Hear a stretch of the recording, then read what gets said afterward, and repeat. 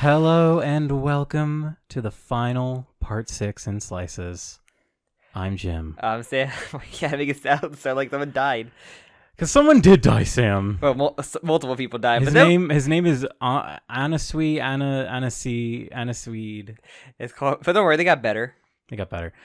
So, we finished part 6 JoJo anime. Yeah, we watched. It feels weird to say that out loud. I remember...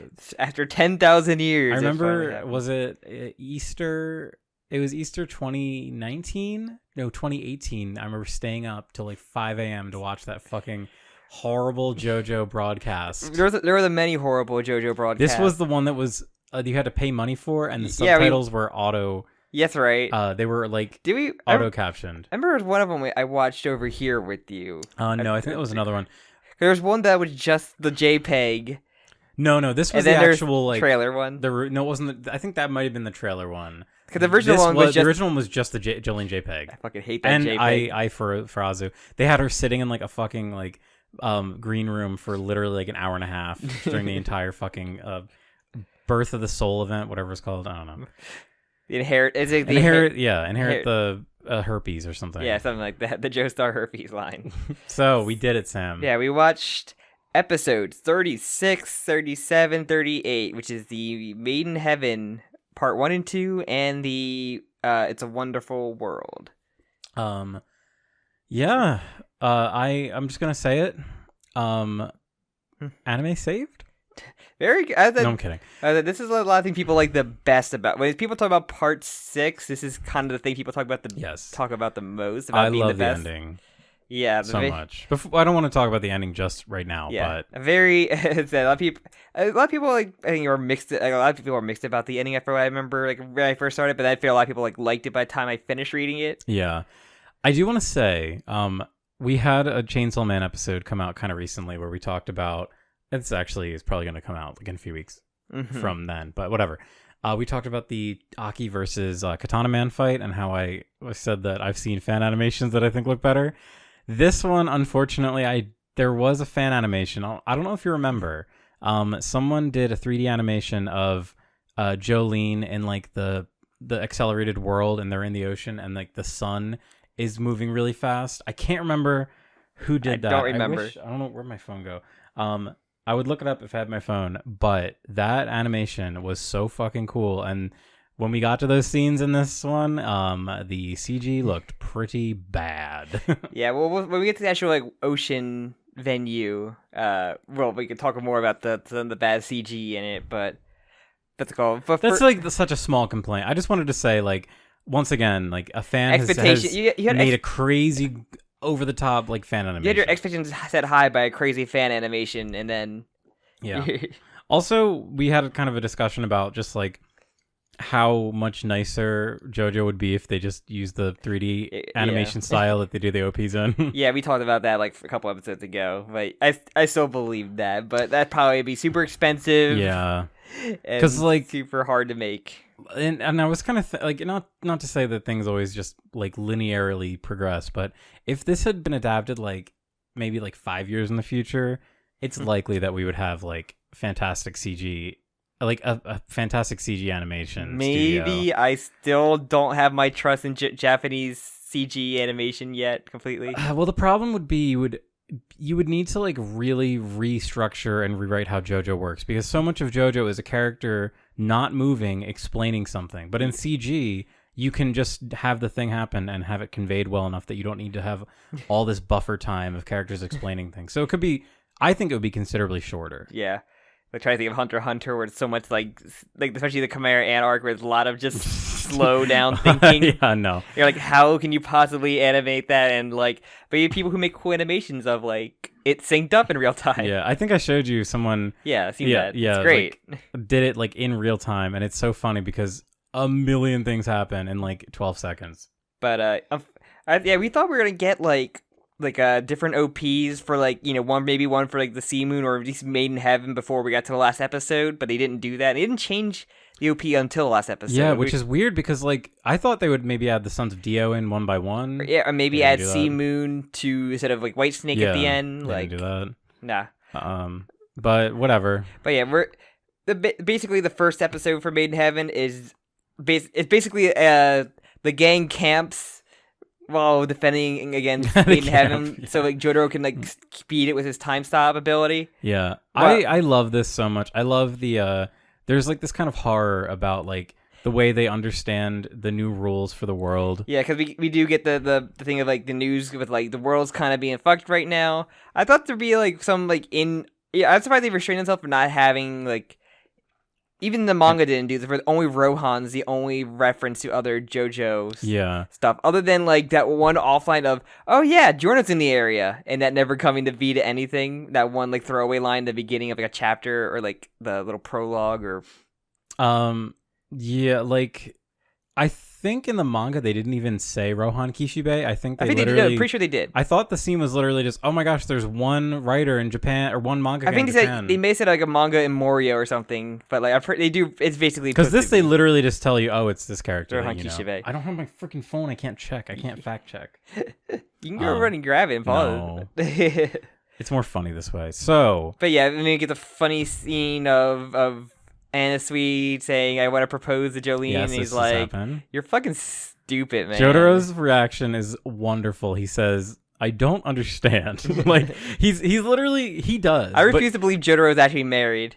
And that's like a Goku Chi-Chi thing of like not understanding marriage and just being like tricked into it because he doesn't understand the concept of love or marriage. I saw a scene from, I guess it's from Dragon Ball Super, where Goku sees like two characters kiss and he's like, oh, what's that? And Vegeta's like, Goku, you have children. Like, it's kissing. He doesn't say Goku, he calls him Kakarot, obviously, but yeah, I just thought that was really funny. Yeah, Goku's in a weird one-sided marriage in a weird way than you expect from hearing the term one-sided marriage. Yeah. So do you think that Jotaro, well, we know that one scene where Jotaro's in the hospital, there's like this big tube connected to his waist. To his umbilical cord. Yeah. Do you think that like extracts like semen as well for like freezes sperm for women to that wife picture, the mom picture, it's a proxy paid by the Speedrun Foundation. She's literally just a test tube baby. That would be really funny. The ultimate Joestar. They have like, there's like millions of dollars put into making Jolyne, and she just is like a shitty kid that steals a car steals a car to get her attention of her dad. Like, oh, we didn't put in the daddy issue factor. Damn it. Well, they should have known if they were getting Joestar DNA. Their whole fucking thing is daddy issues. And you know who the expert scientist behind the project is? Anne. Oh yeah, we gotta all bring it back. She's still thirsty about getting because she mixed her DNA in there too because she's a fucking creep. The troublemaker spirit. Yeah. Fucking stows away. This is the worst fan theory I've ever heard. Hey, why do they come to Jokaka for it? But yeah, so we basically get like the acceleration stuff where like people living which things looks really good. Yes. Everything except there's like a few shots when they're on the ocean that look abysmal, but all the other and stuff, the clouds. Those CG clouds. But normally, like the clouds when they're all done in like 2D look good. The effect of the sun getting like really so fast it looks like a streak is awesome. Like, I like that stuff looks great. I love like only living things aren't affected by it, and you just see like the buildings deteriorate and like it's just unfucked. Like the world's fucked. It's really cool. It gives me kind of like Evangelion vibes. Like it has like this kind of apocalypse nature where it's like the end of the world is happening. All the food, any fresh food is like rotting. Yeah, that's the thing. So for me, and I know I mentioned Uzumaki, I think 2 episodes ago or whatever, last episode. Yeah, last episode. But there's something that happens in stories like that, and Uzumaki has it like perfectly, where the horrible things that happen to the town, like the catastrophic like weird curse effects of the spirals, break down society enough where people like can't even like live in homes anymore. Like just like the smallest like movement causes like humongous gusts of wind to blow and like tornadoes, chain reactions and shit. Yeah, and so society completely collapses. Like the guy goes in the and I love like when stories cover like collapse of society, and we get it for like a glimpse here because people, they can't eat food. Food is like perishing, so they need canned food, so they're like swamping a store, but that's all we really see. I love the guy that goes into like the freezer, freezes instantly. The guy like that's a really funny gag. I like that a lot. The guy's like fake teeth are like rot at like disintegrate essentially. It's funny because like these are horrific. Like to think about like a man that gets frozen solid, like he's still alive, but he's frozen solid and he's gonna die soon, I guess. But it's portrayed in like a funny way. They try to pick up the meat or whatever still. And like the guy that like all his implants, his dental implants rotting out. The like woman get hit by a car. It's like funny. That is even the woman getting hit by the car is funny. And the dog goes flying as well in the air. But these should be scary. Like when this shit happens in like Uzumaki. Because I just want to go back. What about the baseball game where the guy gets like? It's fun. I laughed when that happened because it's fucking funny.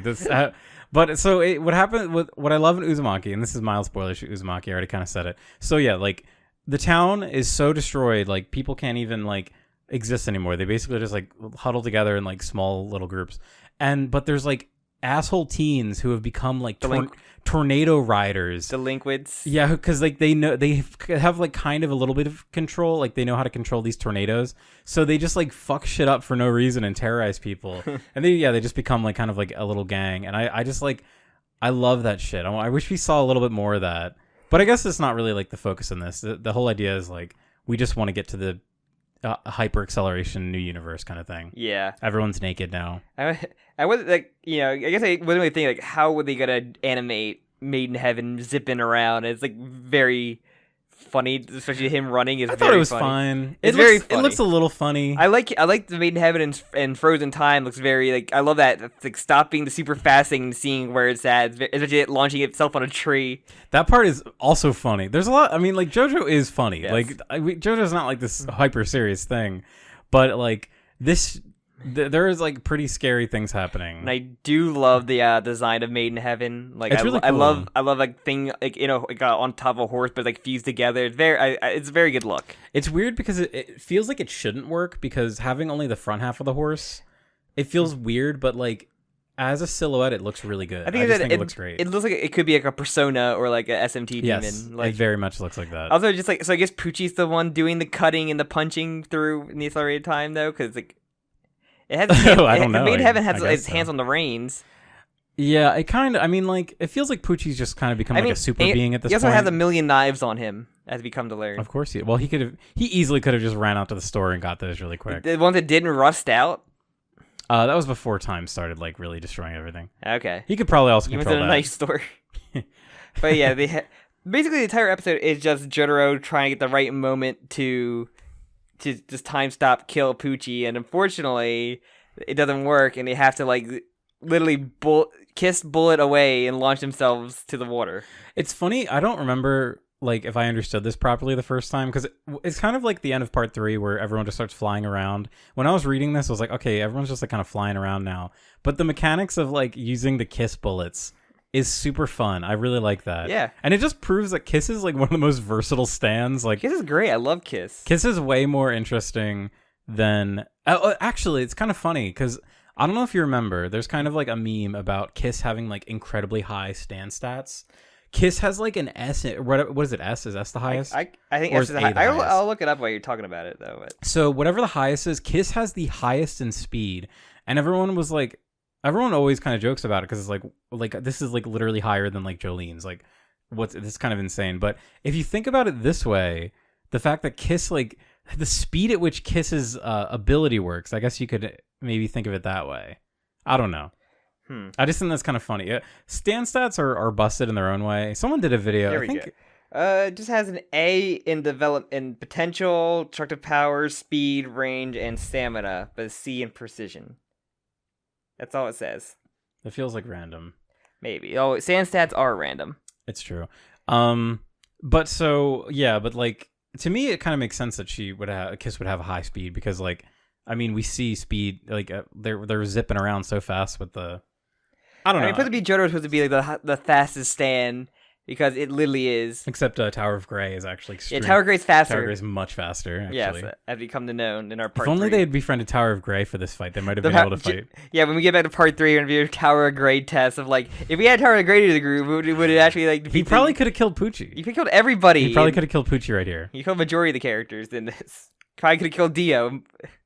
Yeah. Dio could stop time. He probably could have killed Tower of Grey there. But... He would have, like, all he would have been able to do is stare at it for 5 seconds in fear though until it... Probably it's just Dio's power half the time.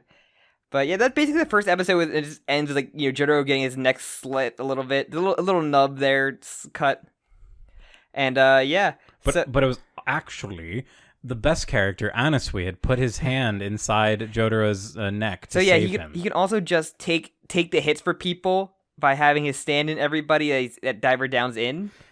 Diver Down, also an extremely versatile stand. Everybody's stand can just do whatever the fuck it needs to do. It is like the end of the world. I guess just anyone can do whatever now. Because literally, like...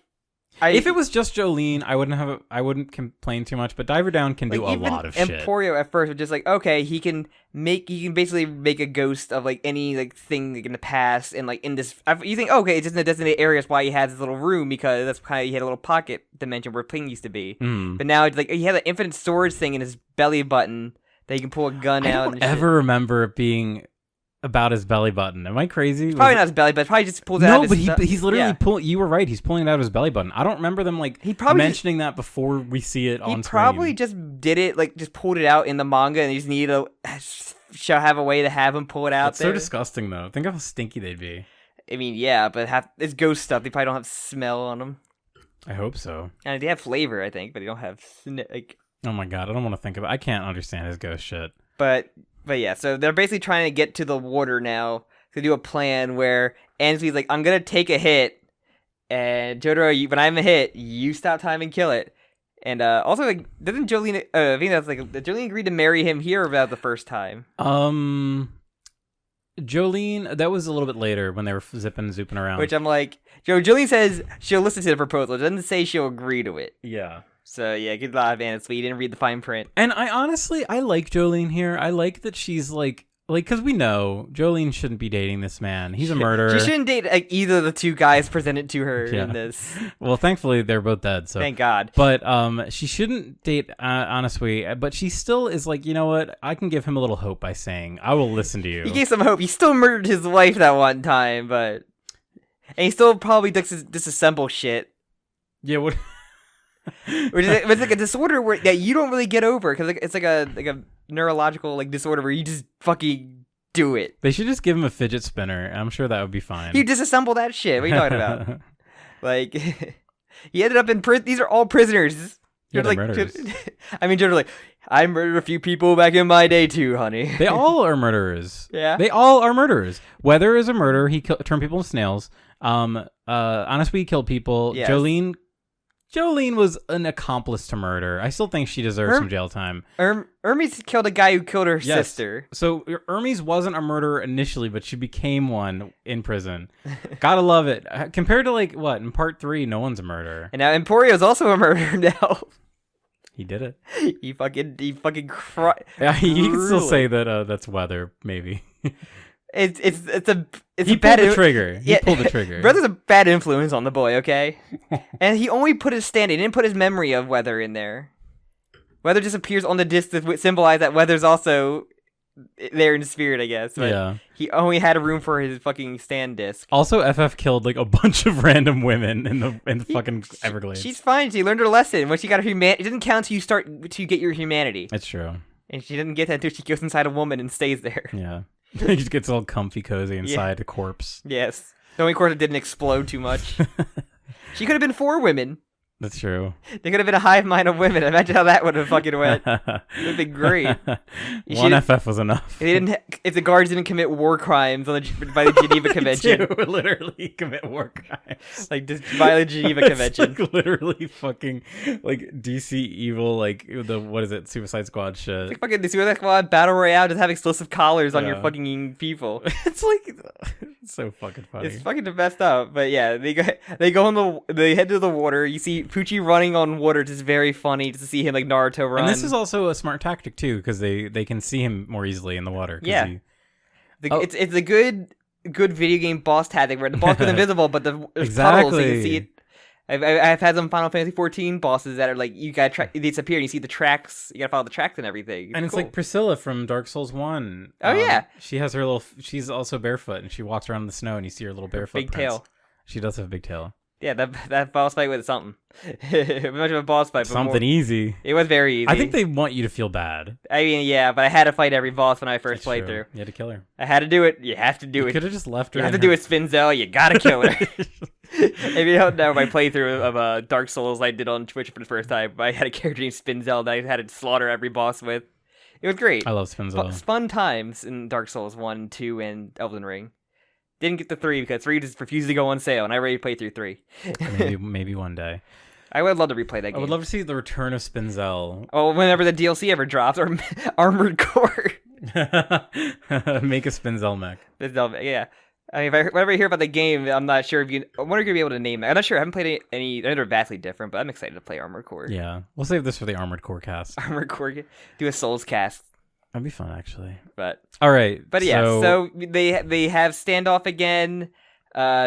Their big epic plan is that Anasui has entered everyone, man and woman. He has inserted himself metaphysically into everybody. So yeah, so one of the things is Pucci's like, Anasui, I will go for you first. Because you are literally the fucking tank of this party right now. Yeah, he just has like all the Aspel attacks. Yeah. But then Jotaro's like, actually, we don't know. He's probably gonna attack. He could be lying. He literally could be lying.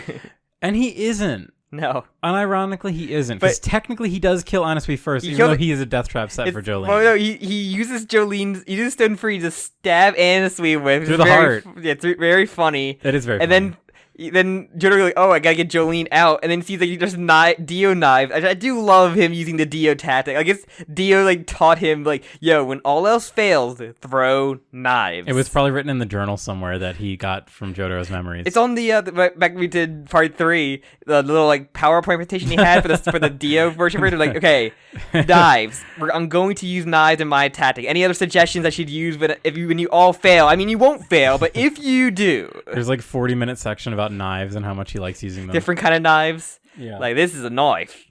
Like you got stiletto knives, you got Bowie knives, you got machetes, you got sickles, you got kukris. Like he goes on a rant about like you got shivs. Anubis is like, actually, that is not a knife. I'm a knife. You're a sword. You're a sword, not a knife. You fucking goober. And then they and he cries. And then Pet Shop goes, ah! Yes, bitch, I'm excellent suggestion. And gives him a cracker. All right, so I love to see the fucking gag manga, like the Dio Mansion like adventures. Prepping for the fucking journey. But but yeah, so plan goes awry because Pucci's 2 steps ahead of Jotaro. And it is I love the fucking knives thing. It's such a great like. Love the callbacks to Dio. I feel like the callbacks to Dio never go bad. Yeah. Like part 7, wonderful. Yes. Part 6, they're fine. Even in 3, like I would say 3 is probably maybe like the lowest point for Dio referentially, but you know, it was one of the best Dio things in like Eyes of Heaven, the team of attack with Giorno and Dio. It's great. I love that so much. Who fucking doesn't love to see that shit? Like, yeah, even part 1 and 3 Dio have a team up special. Like, this is great. I absolutely love the 1 and 3 Dio. So fucking funny. Dio's like trying to outclass himself. It's so he's funny. Like, he's like, I'm doing my stop time punch shit, and then he's like dodge. He's a dodge because his fucking other self is lasering him. He does the Space Ripper stingy like, eyes. This motherfucker. Yeah, the Giorno one, I fucking love Giorno. A proud papa looking at his son doing a muda muda. Giorno looking for approval from his fucking his little deadbeat dad. His deadbeat psycho murderer, patricide, war crime committing, Geneva violating. He did kill his dad, right? Yes. Dio, patricide. He says he poisoned him. Kinslayer Dio. I said he committed many Geneva Convention violations of human experimentation. Yeah. Murdered babies. Made mothers eat their babies. He did some pretty made a senator bad things. Commit a terrorist act of running over a crowd of people with a car, vehicular manslaughter. But the worst thing he ever did was get a man Kill of a God. dog. No, get a man of God to go off his path. I mean, there's a lot of things he did. He also probably had a relationship with that priest as well. Like they are in bed together. He tempted a man of God. It's true. The worst thing he could do to a priest. The priest, priest is down for it. And made that priest commit many other crimes, like enlist the KKK. Also end the world. And end the world. So one thing that I love and I think about all the time is how Anasui's like, all right, Jotaro, I'm going to give you an internal signal. I'm going to signal you the second that I'm hurt. And I just like the idea that he's like tickles his prostate or something. Yeah, this is a spider sense, probably. What if that's what Peter Parker felt every time his spider sense went up? Tingling in his butthole? My butthole tingling in his prostate. My prostate is tingling. And then he has to go to the doctor, and he's like, actually, Peter, it's cancer. And that's when your Stan Lee cameo comes in? Yeah, and he's like, actually, Peter, it's cancer. Lube up and just snaps. Like, the thing to be him with the glove and just snap. Yeah. That'd be it ends the Joe Kaka extended universe. And then the end of the movie would say, "Rest in peace, Stanley." In loving memory. In loving memories. That was after the Punisher, right? Yeah, After the Punisher killed a bunch of people and just in loving memories. I think it literally ends with him screaming and shooting up like a group of guys. Yeah, that's right. And it flashes it really quick. It says, "In loving memory of Stanley." I don't think he fucking created that character. I mean, I think Steve Ditko may have. Probably. Stanley stole many of characters, get credit for, but it's still very funny. I fucking hate Stanley. But what's it called? But yeah, then we get like Pucci cuts Ermi's arms off. Does the famous JoJo cracked face, which is the longest running gag also in JoJo. Yes, I love that return little. I love that idea of predestination. JoJo loves it. What's it called? He does also stay together for a while just so he can give a little send off to his daughter. And I do love that scene. I love that Jolyne's first thing she wants to say to him is, "Hey, Dad, I have a carjacker." Stole a car. I knew you'd come and get me out of it. And then she just wanted attention. And she also has a knife in her belly. Oh, that's true. He couldn't get them all. Yes. But yeah, it just shows that Jolyne, all she ever wanted was her dad's attention. Yes. And she got it. It just took her fucking dying to get it. Too long. If only she got Gwes to help them out. Very true. But yeah, so basically they peace out with Emporio because the dolphins, and they ride away. We didn't talk about it last time, but should we talk about like how much of a bumbling villain Pucci was for like the last? Yes. We forgot to talk about that last episode. Yeah, that's okay. Thank you for bringing that up. So Pucci, it's funny because like a lot of the like once he leaves the prison stuff, he is like feverish and like sick, and he doesn't really quite like understand what's happening around him. So it's just really funny that he's like the big bad, and he really sees himself like as a true successor to Dio, but he kind of is just like a right place, right time kind of guy. Yeah. Or like if stuff is conveniently going well, like if he didn't have a fucking invulnerability bubble around him, he would have been punched in the head. Like it's true. He's also just eating shit a lot, like with the getting beat up in like the actual like lobby and everything, and like, oh, I figured it out, ha ha ha! Thanks, guy. That conveniently found it out because you guys punched me into it. It's kind of, that part is really funny, actually. I love that. It looks like his back's broken too. Very similar. I guess it's supposed to be similar to when remember when Jotaro punches Dio and Dio goes perfectly into like, because you remember he like, punches him perfectly in towards like Joseph's body. And that's why he said, "Hey, you help me here, man." Oh yeah. Maybe it's supposed to be somewhat like a parallel to that, because gotta have more Dio parallels. I really like that scene. Thinking back on it, like the part when he's like, "Actually, thank you for telling me how to win, Jotaro," because it's kind of like what Jotaro did was kind of like controlled his fate to like enter the scene, and what Pucci there is trying to do is basically control his fate, like force the hand of fate to get what he wants sooner. Mm-hmm. Cool shit. Yeah. But he also, like, even thinking back, like, Pucci has always been in a position of power, like, in this prison. Like, he literally has so many advantages over everyone.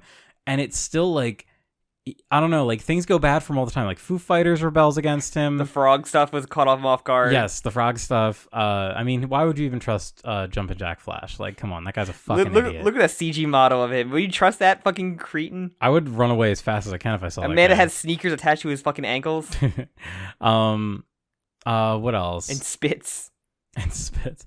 Oh, but yeah, like he doesn't quite seem to understand. Like he doesn't even realize like how to evolve his stand, which is kind of cool too. It's almost like he's like we're learning along with him. Yeah. And it's not like this guy that's got the master plan. He's following instructions from the guy that had the master plan. He's reading the book of the book.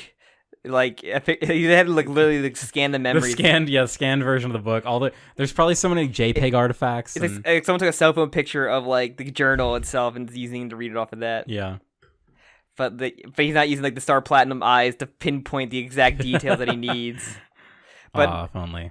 But it's just funny how much Pucci gets his ass beat a lot throughout there. He takes a L and a W. It is really satisfying that he gets hit a few times in this fight. Like Jolyne gets like a hit on him, I think. Like I think is it Jolyne that gets hit? Yeah. Yeah, she takes an eye. Yeah, that's awesome. But like if Weather used like an ounce, we talked about last like with the heavy weather arc, like 2 episodes ago, I think, where like if he used like any of this weather stuff, like actual weather powers, he probably could have beat Pucci with like lightning, because there's like lightning, hurricanes, tornadoes. He should have made a hail, big hurricane. Frogs again, like one giant frog just comes out. and crushes them. Yeah, well, he should just constantly make it rain frogs. Like, that would be great. It's broken. The AoE, but again, I don't want to. Like, there's no innocent people around because everybody's abandoned the fucking town because of snails. Yeah, because of snails, or they're dead by eaten by beetles. Yeah. It's almost like him getting heavy weather like nerfs him in a weird way. It just unlocks the snail thing, which just like cripples like, everybody else around them. Yeah.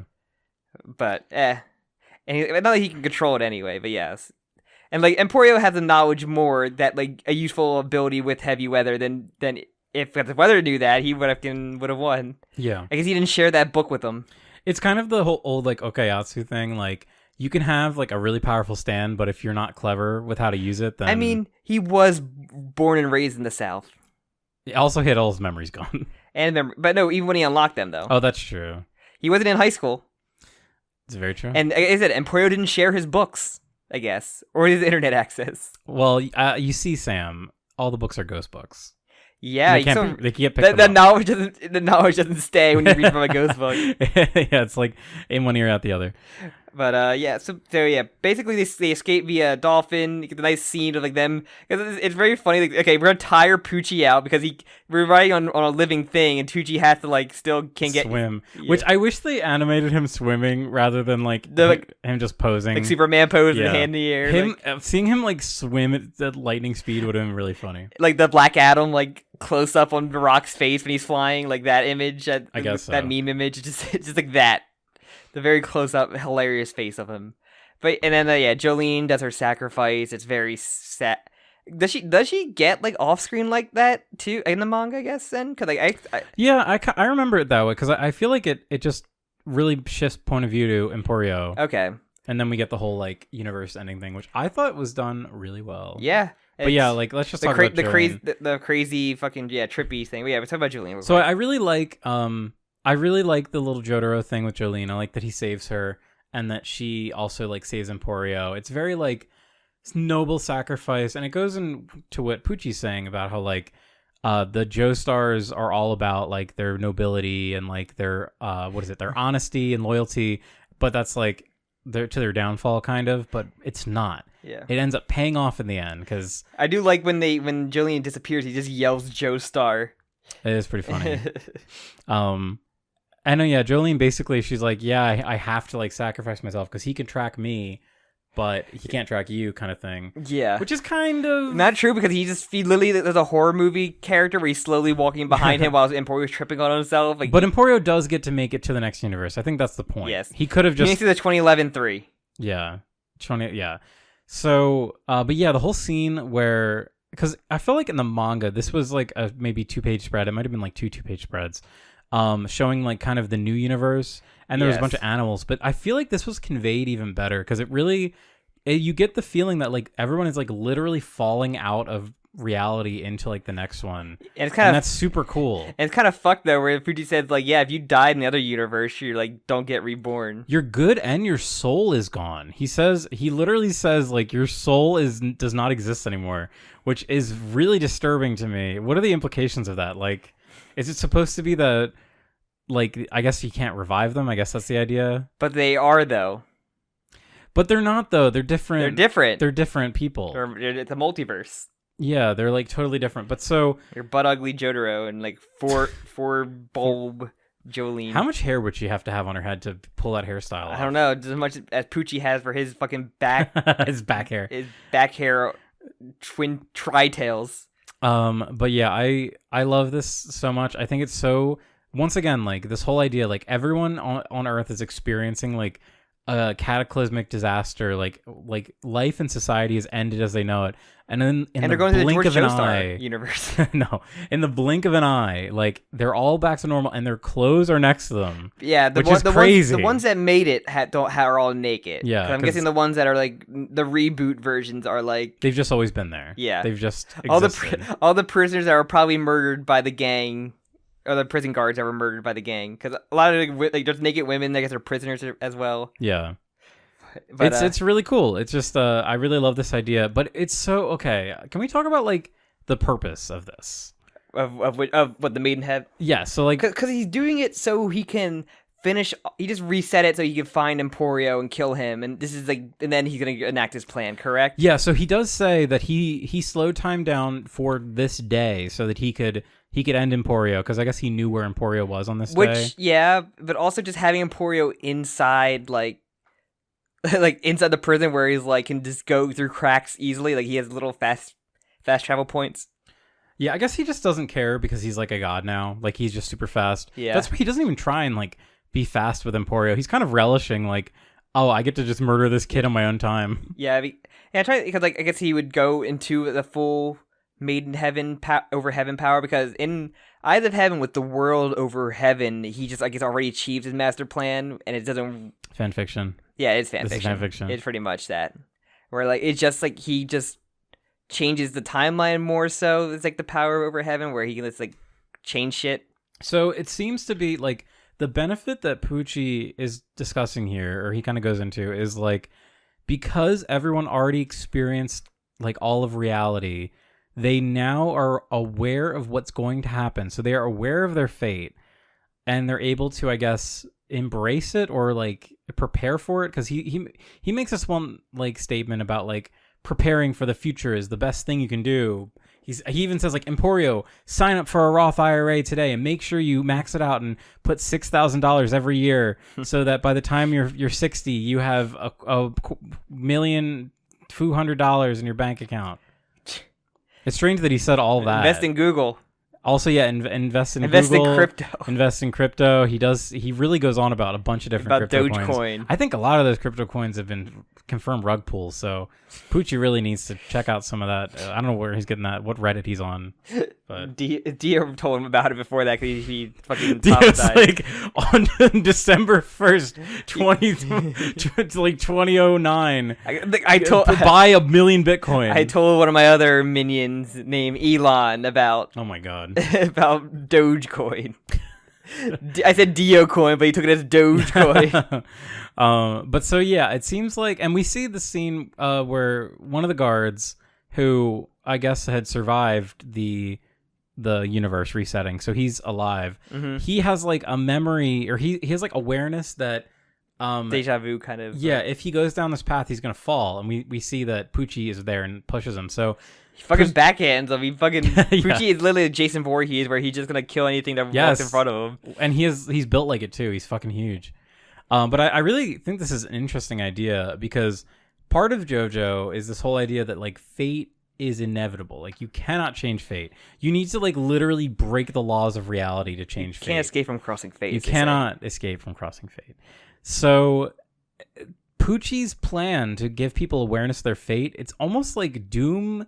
It's like seeing your own doom. It's like it'd be like being told the day and how you're gonna die. Like a certain manga that tells you how you die, and it never changes. Wait, what? Boingo. I thought you. No, how that? Yeah, no matter. I thought you were talking about like some other like actual manga. No, just how no matter what, fate is guaranteed. Boingo said like fate is basically guaranteed. Yeah. Like you can't change it. Like you can change maybe the middle, but like the end will always be the same. Mm. Just like if your brother disguised yourself as Jotaro, maybe his face will explode, but eventually Jotaro's face will always crack like that. Yeah.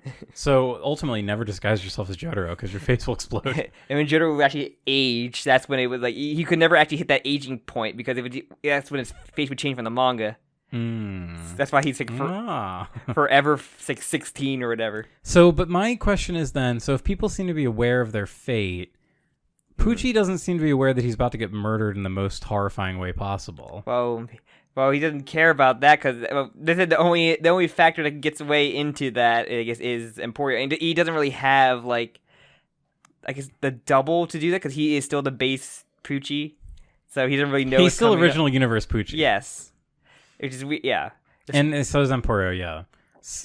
It's very complicated to think about. Like all like, it is. Once he like that's the problem with like. There's a lot of like, especially over the past like year or two, like multiverse stories been coming out more and more. It's just been like it is a trend. Yeah, hurt your head a lot. It's about time JoJo got to the multiverse. Am I right? Oh god, it's called Eyes of Heaven, Jim. So and George Joestar, and I mean this too. Jim's like, where's my NYPD Blue? So yeah, but the whole like I love the scene where he's chasing Emporio down this infinite hallway. It's just really, it's cool. It's scary. And like, it's a really great way to end a part because you would not expect Emporio to be like the linchpin. Yeah. Do you think a lot of people were upset about like Jolyne not being the one to really win? I don't know, honestly. I feel like I only hear people say they like the ending a lot. Yeah, I don't know. A lot of people, like, especially Jolyne, to be like, I can't believe the one time we get a female main character that she doesn't get the W over the main villain, that kind of thing. Like, she ultimately does, and even Emporio said, like, Weather does in Emporio, and Jolyne gave him the disc. Yeah, Jolyne made it happen, but it just, I'm wondering, I wonder what had the mindset was originally when it came out, like, oh, JoJo ends with like everybody dying, essentially, that we knew and loved dying, and like kind of being rebooted. And I'm like wondering if like, at first it's something like, you know, at people reading it weekly, like yeah, like I wonder like if how many people were like maybe either upset or at the start point, or like, it'd be really interesting. It's so hard to like find that information. Where instead of like just binging the entire series through and like where you're just reading it weekly and just kind of like, oh, I guess everybody's fucking died, huh? Especially if you're a JoJo fan, you know that characters rarely die so easily. Yeah. Like, normally you'll get the one big death. Like we already had the weather death. Weather death and Foo Fighters. Yeah, Foo Fighters, that's kind of like the anomaly because it happens so early in the story. But like Weather is similar to, as we said, Caesar and Kakyoin. So like there's normally one, but like, oh, the fact that they all fucking die. Yeah. I guess maybe no, because the Avdol one's like a bit of a red herring. It's not really him dying. He does die again. But... I mean, he went to a multiverse without arms. He has robot arms. He's gonna come back with in like part 9. Yay! So, I forget what point I was. Oh no! But so I really like that Jolyne like sacrifices herself, like because she like it just feels like her character has finally become this like really honorable Joestar. Like the Joestars can be shitholes and like assholes and like cunts even, but. I can say probably, yeah, see, Joseph, yes. Jotaro, yes. Josuke is kind of a shithead, yes. Giorno, the mob boss. So evil. Just absolutely evil, an evil man. Johnny will shoot a bitch. Josuke will literally murder a man on the streets. Yeah. Jonathan's the only the pure child. But they all have this, like, familial sense of honor. They're all always good people. And I love Jolyne, criminal. Accessory to murder, car thief, 2-time. Yes. And still, she's sacrificing her life for the hope that Emporio can do something. You know, remember last where like once you end up in the reboot universe, find Gwess. Yes. And that would have been like the Gwess scene, please. But before we talk about the ending, we didn't really talk about the OP in the last episode. Yes, okay, this is a good time to talk about it. Yes, we finally get the alternate. So no sound effects. Yeah, they're not really sound effects compared to like how we got in the last one. I think I heard a couple. I thought I didn't really hear any. But the main thing was just like kind of going back to the first OP and like it did. It reversed the first shot of the OP, which starts with Jolyne and then goes to Jonathan, and it did that in reverse. And her and Pucci kind of face off in the big like mansion the backdrop, the Joestar Manor. Yeah, really cool. I'm gonna watch it like 10 more times. Yeah. And then we get that one shot. Which is very funny. I'm like, this doesn't happen at all. Yeah. And we get that one shot, too, where it, like, pans and shows, like, every Joestar, which I do have to say, I did literally see on Twitter the hour, like, two hours after the fucking series came out. I did see that on Twitter. I was made aware that Roundabout was there, too. Which made me mad because I would have had a really great reaction if I didn't know that. Yeah, same. People just need to calm down. No, they literally cannot help themselves. And like, what are we watching this on? What is it? December 17th is today? Yep. So yeah, I mean, like almost 20 days after it came out. As we learned that people cannot literally help contain themselves with anything. They can't. That's why we have to go back to weekly releases. Yeah. And not batch releases. Batch releases are bad. Because we saw a Medicaid where people like, yeah, I just skipped to the last episode to see how they do certain shit. And like, I was like, guys, like, and don't post it on Twitter, please. Like, I understand that, like, I understand Twitter, what this fandom is like. But even still. Twitter has, like, for pictures at least, they have, like, a filter you can, like, censor it. Yes, there's a spoiler tag. Yeah, they really have to put, like, for spoiler text, but. Yeah, it's just like, come on, guys. Punicho. But yeah, so we get. And then we kind of get Emporio get the weather disc implanted. So I guess you can't just have 2 stands go at once. right? Yeah, I mean, we have certainly seen examples of this before, I'm sure. Like, Yeah. that it is not the hard, fast rule that it seems to be. Because I think didn't Star Platinum reject Jolyne when it inserted into her head? Yeah, but that's because it's epic and good. Because that's Starfinger, and It she can't handle Starfinger. One Starfinger just would completely destroy her brain. Anyone's brain. So so Emporio gets his epic stand moment. He's like, I read in a book that you can just add pure oxygen and fuck people up, so I'm doing that right now. So is this really Emporio? Because Emporio says he's not really doing it. He's just kind of... So Pucci punches the disc into his head by accident. And I think the idea is supposed to be that, like, Emporio's knowledge is making weather report aware. He said the stand. The stand itself is weather, and the stand's kind of doing it. So it's kind of like a dual, like a team up attack, I guess. With like both of them doing, because like Emporio's kind of doing it, and Weather's spirit is also like just beating the shit out of his brother. Yeah, it's like it's using his knowledge of bullshit science. Oh shit! You read Bet cheating now. If only Wes Aquamarine could read. Wes Aquamarine. Yeah, too busy delivering those packages and fucking his sister. It wasn't ozone, or it wasn't ozone in this episode, but the whole thing is he basically like just fills the room with pure oxygen, saturating the oxygen, as they say. Which is it is really interesting because it is like a life-giving thing, like as Emporio says, but and then, it kills the man. It's brutal. I love the short head squish. Which it's really brutal. It's next up there with Kira's death, where the ambulance gets run over. Yeah, it was like incredibly brutal for like this, like how quick it goes. Sometimes it's great. Damn, yeah, that's so brutal. That's why I'm so excited as Part 7 gets animated. I want to see how the fucking beat the main villain, like brutality, both of them. Yeah, like it's gonna be brutal and like that's what I love about the final. That very sudden and brutal. Like even Dio, like when he cracks and like explodes. Yeah, that's really good. But, punch in the leg so hard you crack. That's sick. I wish to have the stand like punch ghost battles where the stand just cracks instead of like instead of just bleeds. Also, from like a poetic standpoint, and I kind of mentioned this before, how like Pucci and Weather's backstory is kind of like a classic tragedy. Yeah. I like that Weather is the one that gets to do it rather than Jolyne. Like Jolyne, sure, like she has the conflict with him, but the fact that Weather is like a person that if Pucci didn't have his weird pride about being a man of God, could have just like explained like, hey dude, yeah, that's your sister actually. But confidentiality though. It's just really funny that like he doesn't break the rule to stop that, but once all the murder happens, he's like, actually, I'll just break all the rules. Oh God. But so yeah, like I like that Weather's the one that is like, yeah, you brought all this misery in my life. Like, there's a lot of die. Yeah, I mean, I'm trying to think of other villains like that should have been like defeated by somebody else. Like, I can't trying to think of the mentality of like. Well, I mean, what's his face? Toru should have been beat by Yasuo. It should have, or at least should have been like both of them together doing it. Yeah. I thought like I think Trish should have got a good hit on Diavolo. Yeah, that's another one. That one for real. Like that's basically like the kind of the same thing here, where it's like a really deep family drama that should be resolved within the family. I wish the Morio gang knew that Kira killed Shingeki. I don't think they really think about that at all. Like they must know. I mean, I guess so. Or like, but that would have like really pissed them off, and all would have like beat the shit out of them.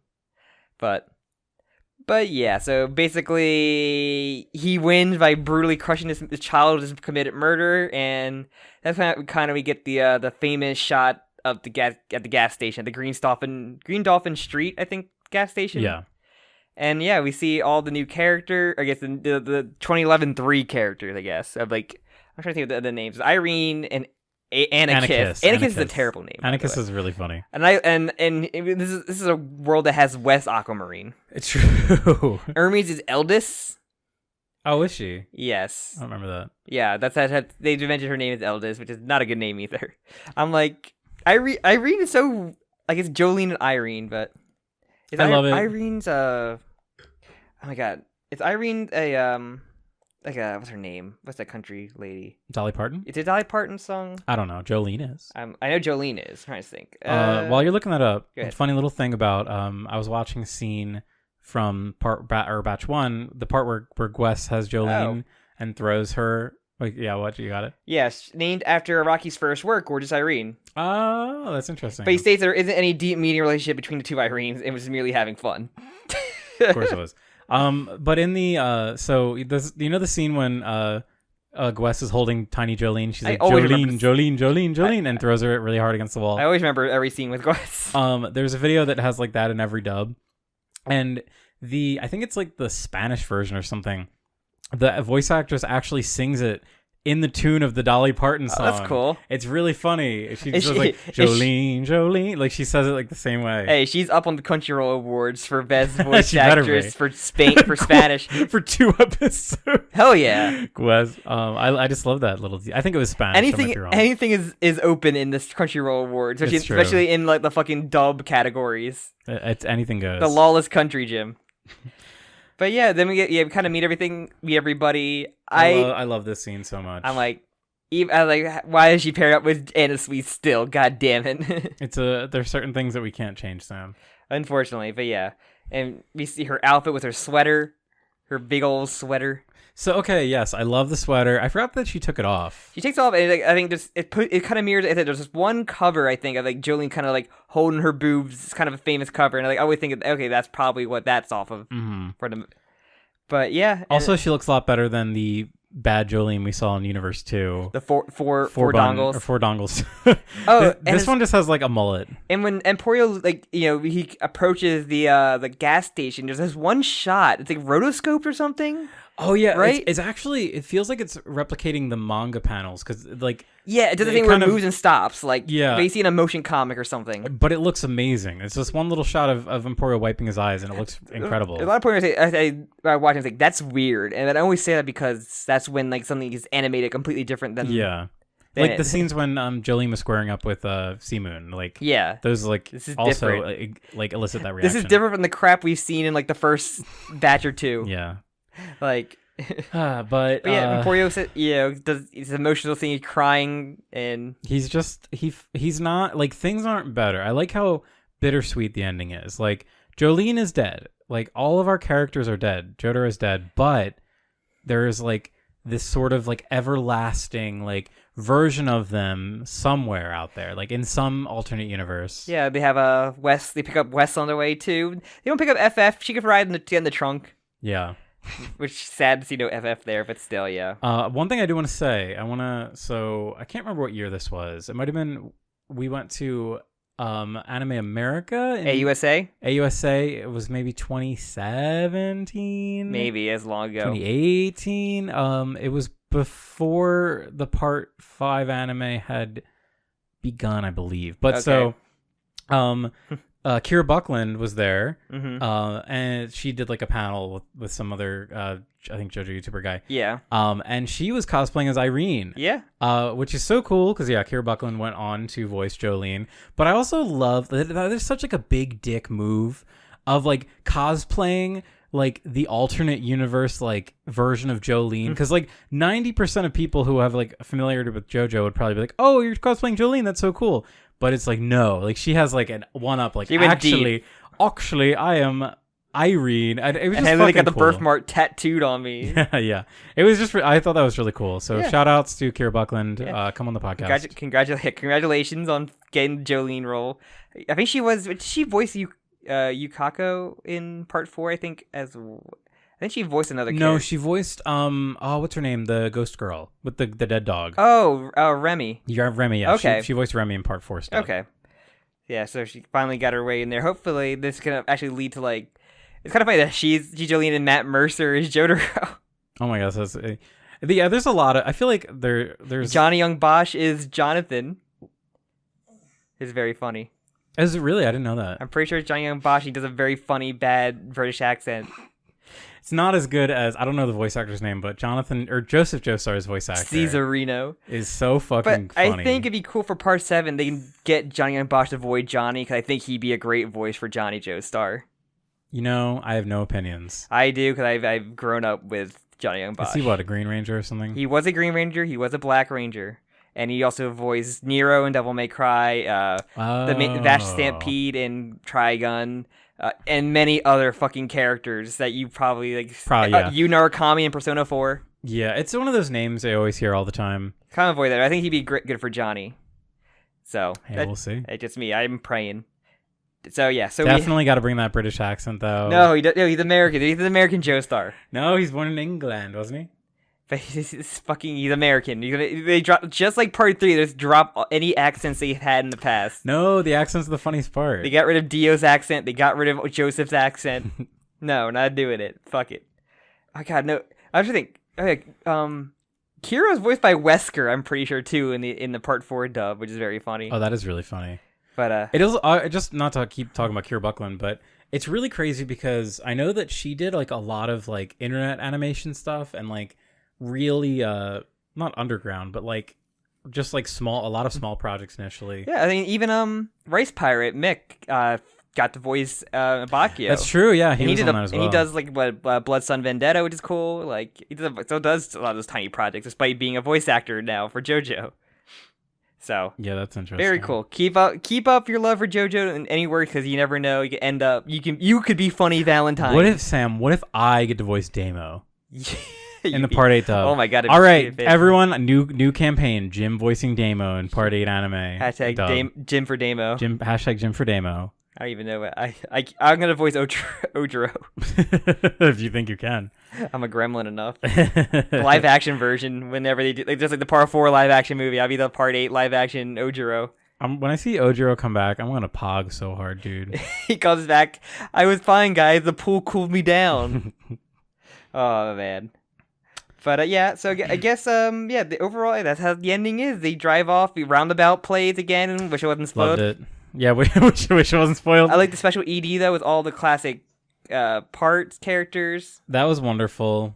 I absolutely loved that little like with the star kind of tracking everyone. Yeah, nice to see.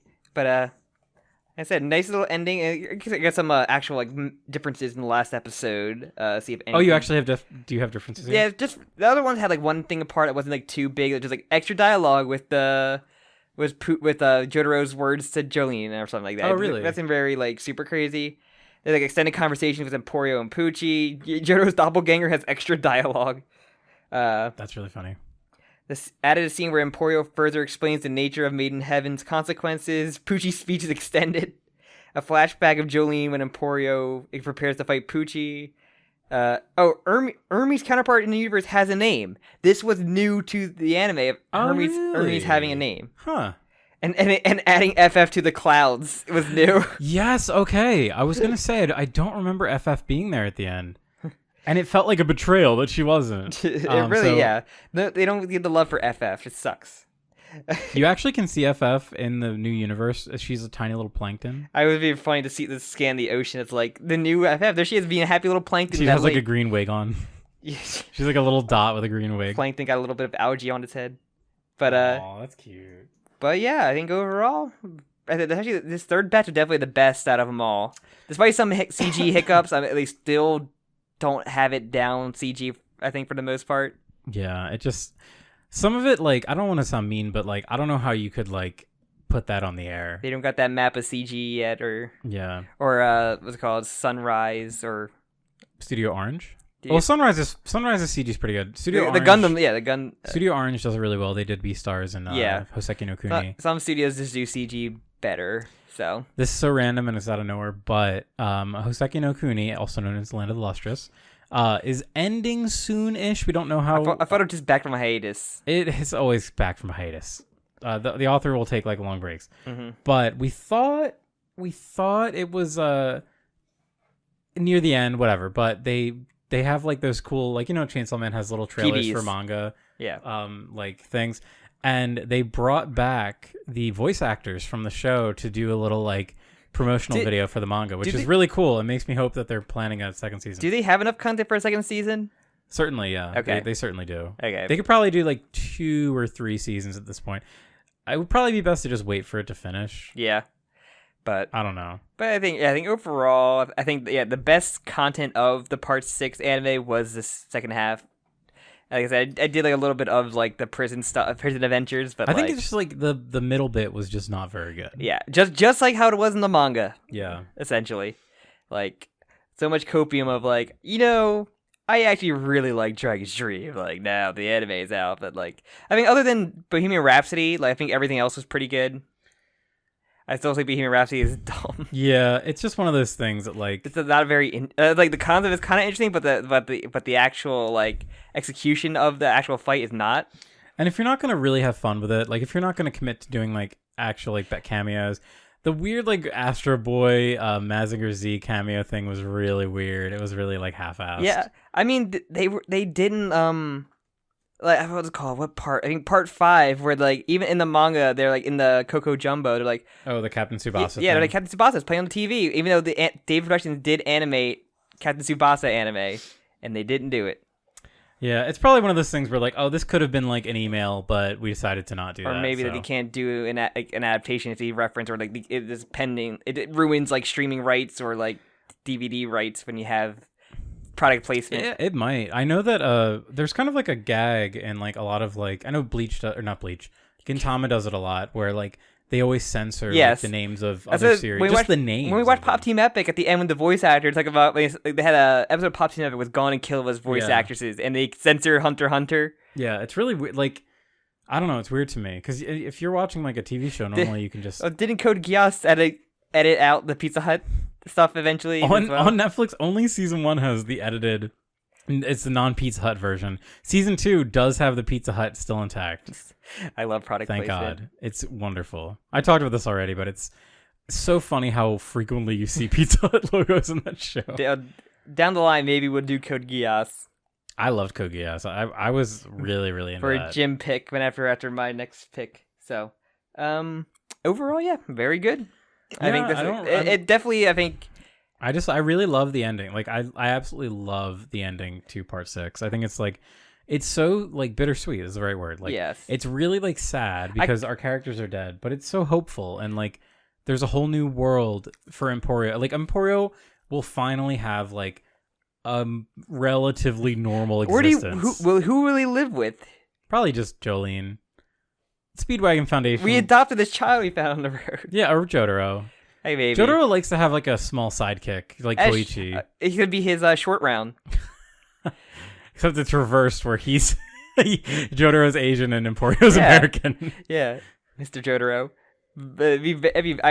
I'd buy that for $1. That'd be really funny. But where would you rank this in the anime for? I guess compared to like part 5, I think, or maybe part 4, like part 4, 5, and 6. Like if you rank them, I think I still think part 4 is probably the best of the adaptations. Yeah.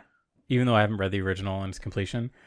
But I just think the way that part 4 looks and feels has been like, it feels like anime. Like it feels like an anime, where this feels like JoJo. Yes. And there's something about the character designs that look fantastic on the 3D models, but there's so many times that Jolyne just looks off like model. Yeah. She just looks extremely off model. There's a couple times with Jotaro looked really off model in one shot. I almost laughed out loud.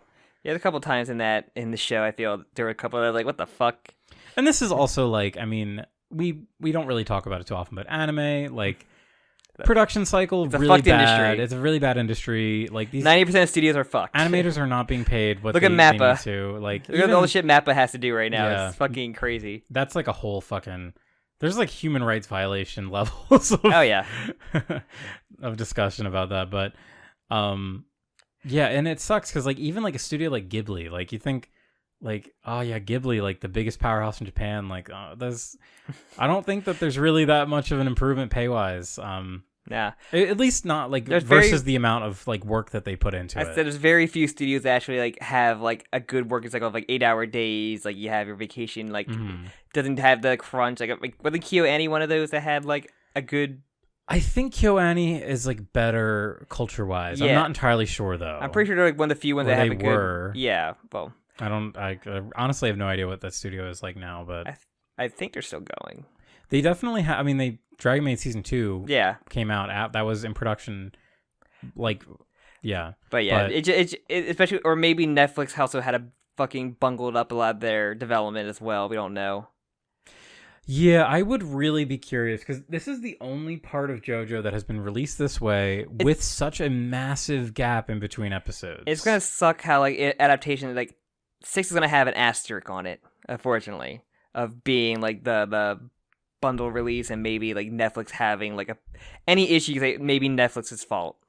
I don't like to. I'm not like a big fandom guy, but like there was a big like noticeable effect on discussion about yes. JoJo because of the batch JoJo release. Friday was a thing, and people got to get attached to like characters every week. It's like okay, we mirror it with like Chainsaw Man airing every week, where like when a character gets introduced or focused on, everybody tends to love and like all like the draw Twitter that artists character. do fan art, like memes come out of it and gain traction every week. It's like it's fun, but when you do it in a batch release and you just like people are just it's like when you go on Twitter when the batch drop, we have a hodgepodge of spoilers and like from literally like 14 episodes. People don't get attached to anything. There's no memes coming out of it really. Like I think like the part 5 one got a lot of memes coming out of it. Like the sucking like Giorno healing Vista and like part 5 was insane. The wine meme, like the beating the guy, shit of the guy, like and then this one I didn't really. I guess like the hype died after the first batch once it hit in like how long the wait was, it kind of like killed off the momentum. People just stopped talking about it for such a long time, yeah. And that is like, I mean, like obviously they're successful, otherwise they wouldn't continue to do it. But like for like social media, if you think about like the cultural like social media impact, yes, like it's just. Yeah, like doing it weekly. Weekly discussions are a huge thing. It's like you go on like Reddit for like TV show or anime and just like read the episode discussion every week. See people like post things about every episode and like. But when you have discussions like you put 10, 12 episodes onto a discussion thread and like no one comments because it's too spaced out and you can't really have that discussion because people are at different spots than you. Yeah, people are either catching up or they haven't started yet. You can't like people who don't want to do spoilers won't post there and like. Yeah, because like right now, Chainsaw Man's a bad example because I already know it. But like with House of the Dragon, like the new Game of Thrones spinoff, that was an example of a weekly release show that I was hooked on. I like look forward to it every Sunday. Yeah, and it was exciting because there were some YouTubers that I follow who would do like little streams about it afterward and go over everything, and it's like. It's really fun to have like the drip of content and like the anticipation for the next episode. It's like every month I'm waiting for Records of Ragnarok. I'm like, oh man, how's this fight gonna go? Oh man, I really like, it's pretty sure this person's gonna win, but at this point they're writing it can go either way. Like, oh man, I have to wait a month. I can't wait. It's just people like fan theories about how it's gonna go out. And it's the classic, what is it? The classic saying, absence makes the heart go fonder. Because like all that time that you can't absorb it and think about it. Like I always think about, I've talked about this before, but when I was reading through part 7, obviously I was binging it, but spoilers for part 7. I don't know why you would be no here. Shit. But the part when Gyro dies and Johnny's facing off with Funny, and Funny's like, hey, I could bring another fucking Gyro from another universe to you. I can make your dream come true. I didn't get to read the next page for like hours, and just in that, like, because I had to like go do fucking like I had to pick up groceries or some shit, and just in that time, all I could think about was like, what the fuck is Johnny gonna do? He loves his boyfriend Gyro. Of course, he would love to have him back, but he can't. And then of course I read it, and when I got to it, I was like so excited to finally fucking finish. I literally had that. I've been watching the Super Sentai Dom Brothers, and this one episode literally like ends with like. The one of the Rangers kind of going crazy evil kind of thing. And you're like, what the fuck? This guy has like literally, I've never like seen this kind of like character go fucking mad.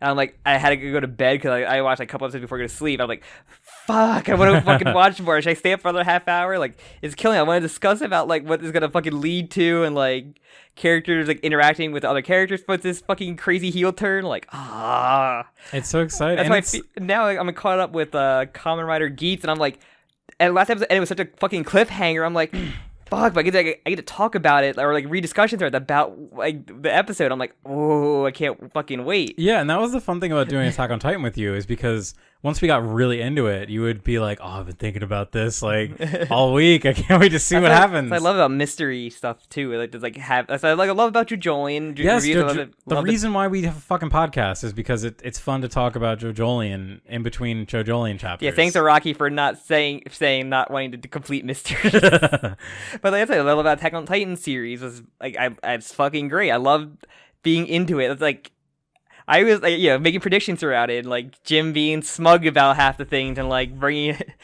like, but Gabby though, Jim's like, I'm like, I don't want to talk about Gabby. I do have to say this is a tangent of a tangent, but I was at Barnes & Noble recently, and I was looking at the manga section because I haven't looked at that in forever, and they have Attack on Titan Best of. Like DVD? No. Or manga? So it is random chapters presented out of order, but they've been colored or whatever. So I literally looked at it was like chapter 98, chapter 107, chapter 92. What's the meme of the guy like on the window going, yes? Oh yeah, the sickos. Fucking sickos like that. Like who? This is like a fucking maniac. They own if you go over a girl's house or a guy's house and they have this manga there, run, absolutely run. They have such a disturbing like relationship with media. I can't even comprehend it. They like just watch the clip shows of like episodes of TV shows or like Sentai where they only watch clip shows and then watch the finale. They're the motherfucker that looks up the Haruhi chronological order and watches that instead of broadcast order. I just read the One Piece wiki, the summaries of. I don't have time to read all those volumes. Yeah. And this is the one fun thing we did the live action Attack on Titan. It was very fun to get a double blind reaction to this content we're both familiar with, and like you couldn't even couldn't possibly see coming. Second movie. That first movie. The first movie was I wild. laughed so fucking much. The fucking like Levi character with the apple. Like, it wasn't Levi. It was like not a Levi Levi character. And not Annie. Not Annie. Not that Annie. wanted to give her baby a child of Aaron Yeager. A father. Father. Yeah, she wanted to fuck Aaron. Fucking brainwash Mikasa. That part was insane. Remember, not Levi groomed Mikasa. Yes, with an apple. Yeah. It's so funny. It was crazy. Oh my god, I love. What a strange state. The post-apocalyptic world of Japan. Yeah. That movie is something else. I highly recommend someone to watch that movie with a bunch of friends. It's great. It's a good laugh.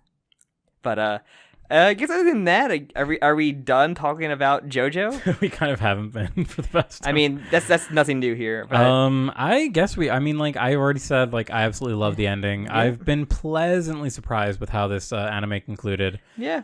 As I said, like I think I said last episode, I really was not excited at all to watch Batch 2, and as we were watching it, I was like, oh we got to do it. I'm probably really negative in those, and the past few of these, I've been like really into it. I think I had the negativity of just not liking that arc at all, and like I was happy to get one fight out of that I was happy with. Yeah, it certainly is a down point of JoJo for me. It definitely, as I said, Dragon's Dream is so bad that I had like literally zero expectations. Yo-Yo Ma was fucking awful. That was really bad too. It ended like a very offbeat, like, oh yeah, they won now.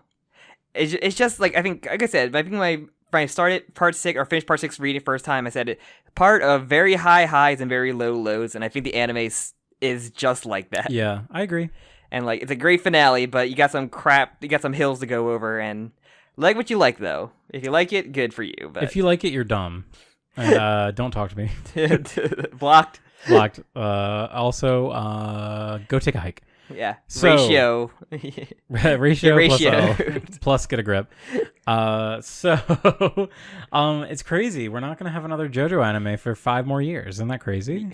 Yeah, people are saying like, don't get your hopes up. So there was some discussion. I think we talked about this maybe with Medi on our Chainsaw Cast. I can't remember. So there's some like translated interview going around that kind of implies that David Production might not be doing part 7. I mean, if they ended up part 6, I think that's fine. If they're JoJo out, I definitely saw that a little bit in this part, especially of just like, we just want to be done with this. And since 7's like a new universe, I think it's fine. And if we look at their kind of history, like I feel like David Production has kind of, they've been wanting to do their own thing now. Like they did Fire Force, and you have Lum, I think. Well, yeah, lately they've really been, because there was a lot of what's it called? Studio Shaft, which has been a really fantastic studio in the past. They did like Madoka. They've done a lot of like artsier anime, like your Zetsuba Senseis, your I can't think of another. Oh, your Monogatari series. Yes. They had a lot of staff leave and a lot go to David Production. So it seems like David Production's kind of consolidating a lot of talent. And I mean, they're taking on a lot of, like Lum. Yeah, they're doing the Lum Invader series, Urusei Yatsura. And for sure, probably more Fire Force whenever that comes around, because that's one of their big ones. Yeah, it seems like when you hook onto a franchise like that, you want to kind of like I would love cling onto it. If you never see that, I would love to do that for the podcast as well, because I read it all, and Jim hasn't. Oh yeah, it ended, didn't it? Yep. It ended. I really wonder. So maybe do a double of Soul Eater and Fire Force, something like that. But maybe one day we'll see. But unfortunately, I really wish Soul Eater got a Brotherhood vision, because the series does not end anything like the manga, because the manga just goes on. Yeah, it's a shame. That series looks so good. Yeah, it was. It came at a really good time. Was it on my Madhouse? Maybe. Or Bones. I think it was on my Bones. Oh, I can look it up. But Madhouse, I mean, these are all really fantastic studios. It might have been on my Bones, but that series looked so good. It really did. It would be... It just had a crappy ending because it wasn't anything like how the manga was. They had to do an original ending. It would be kind of nice if they could, just make it better, but also make the manga ending better, because apparently that's bad too. Is it? Okay. I've heard the manga ending is horrible. Well, I know people hate it. You know what is horrible? Soul Eater not. I was thinking about that too. Bones. It is Bones. Okay. Yeah. So we'll see. I'm really curious to see what David Pro does in the future. Yeah. I know they did Cells at Work as well. Did both Cells at Work, or just the one? Just the normal one, or the one that's way more interesting? I think that's the normal one. Not Cells at Work Black, which is really funny. I watched that. It was okay. I like the manga better. Yeah. Well, the gimmick is just funny. The whole idea of what if Cells at Work, but you're in a horny old gross man that smokes and drinks all the time. I'm interested to see what they do next. I'm right now. I'm I'm waiting for Trigger shit. I'm waiting for the team up movie for Gridman that Trigger's doing. I'm so excited for that. I love the first two series for those. And anything else that Trigger does. If Trigger just does their own Star Wars series, I'd be down for that. Trigger got back on on the good graces, I think. Triggers, for me, they're still too hit or miss for me to care enough, but I will definitely pay attention to the next Ravioli, give me my Gridman only. That's all I want. I love that fucking anime. Do you know who directs Gridman? Director? I don't know. Or who does character design? I'm pretty sure Yo Yoshinari does not do the character design for that. You can kind of tell. I know they teamed up with the I think the Gundam studio as well. Because they did Sunrise. Because I know they had announcement one mixed with Sunrise, and I think another show mixed with another studio as well. It was a collab. Well, Darling in the Franxx was with A1 Pictures, and that was not good. Masayuki Goto designed Gridman, with Masaru Sakamoto handling the other character designs. Doesn't ring a bell. I've also been kind of out of the Trigger loop for a bit. Yeah, I recommend Gridman. That was something I could cover on here. I would definitely do that because it's great. I think especially the action in season 2 is probably some of the best CG I've seen.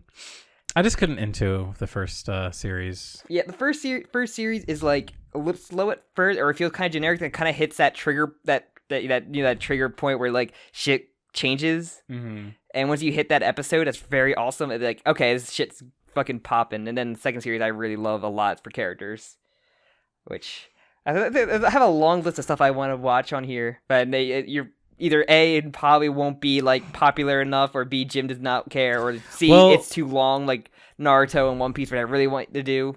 Well, if you look at our view numbers, it doesn't matter if it's popular enough or not. But even we just do what we want to do. Yeah, even less popular than some of those shows that we had that were more so. But hey, whatever. We had nothing coming up for anime wise. Big stuff we covered already until July with Jujutsu Kaisen. Yeah. So we have some ideas of what we can throw in here in the grinder. Yeah, definitely stay tuned. We're always doing shit. If you're listening on Spotify, check out our YouTube channel, or we have a bunch of other individual Spotifys for all the other series that we do.